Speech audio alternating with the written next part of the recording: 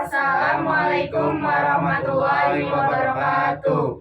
Kami dari kelompok 4 ingin membahas materi tentang siklus Krebs. Sebelum lanjut ke materi, perkenalkan nama saya Nova Graini dari absen 26. Nama saya Nur Syafiqul Amin dari absen 27. Nama saya Putri Mulyasari dari absen 30. Nama saya Vladimir Fariski dari absen 18. Nama saya Raisa Ramadhani dari absen 31. Saya akan menjelaskan tentang siklus Krebs. Apa itu siklus Krebs? Siklus Krebs adalah salah satu reaksi yang terjadi dari rangkaian reaksi metabolisme sel di dalam mitokondria yang membawa katabolisme residu asetel membebaskan ekuivalen hidrogen yang dengan oksidasi menyebabkan pelepasan dan penangkapan. Selanjutnya presentasi akan dilanjutkan oleh Vladimir Alfariski. Saya ingin melanjutkan presentasi dari Nur Syafiqul Amin. Nah, tempat terjadinya siklus Krebs pada manusia di mitokondria bagian matriks mitokondria atau lebih dikenal sebagai membran. Adapun pada organisme prokariota, siklus Krebs terjadi dalam sitoplasma. Selanjutnya akan dilanjutkan oleh Nova. Selanjutnya ada proses siklus Krebs. Tahap pertama pada siklus Krebs adalah proses pembentukan sitrat. Dalam proses ini terjadi penggabungan molekul asetil-CoA dengan oksaloasetat yang membentuk sitrat dibantu oleh enzim sitrat sintase. Dan tahap kedua yaitu ada sitrat yang dihasilkan dari proses sebelumnya diubah menjadi isositrat dengan bantuan enzim okatinase yang menggabung Fe2+. Proses selanjutnya ada terjadi proses dekarboksilasi atau perombakan pertama kali.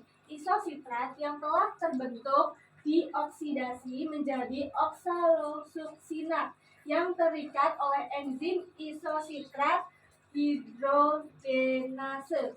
Pada tahap ini juga isositrat diubah menjadi alfa kotolobutarat oleh enzim yang sama dan dibantu oleh NADH. Proses yang keempat adalah terjadinya proses pengubahan alfa ketoglutarat menjadi suksinil CoA oleh enzim alfa ketoglutarat kompleks dan proses oksidasi.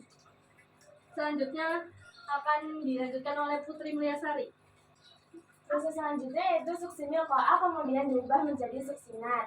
Tidak hanya dibantu enzim, tahap pengubahan ini juga dibantu oleh Mg2+ dan GDP yang dengan fosfat membentuk GTP. GTP inilah yang diubah menjadi ATP. Yang keenam itu suksinat akan dioksidasi menjadi fumarat dengan bantuan enzim suksinat dehidrogenase.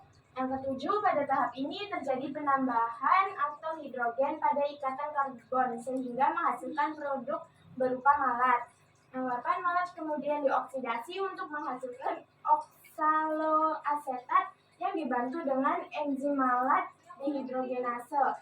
Oksaloasetat akan ditangkap setil-CoA dan siklus Krebs terus terjadi. Presentasi selanjutnya akan dilanjutkan oleh Raisa Ramadhani. Hasil akhir siklus ini menghasilkan satu molekul asetil-CoA yang masuk. Siklus Krebs akan menghasilkan 1 ATP, 3 NADH, 1 FADH2, dan 2 CO2.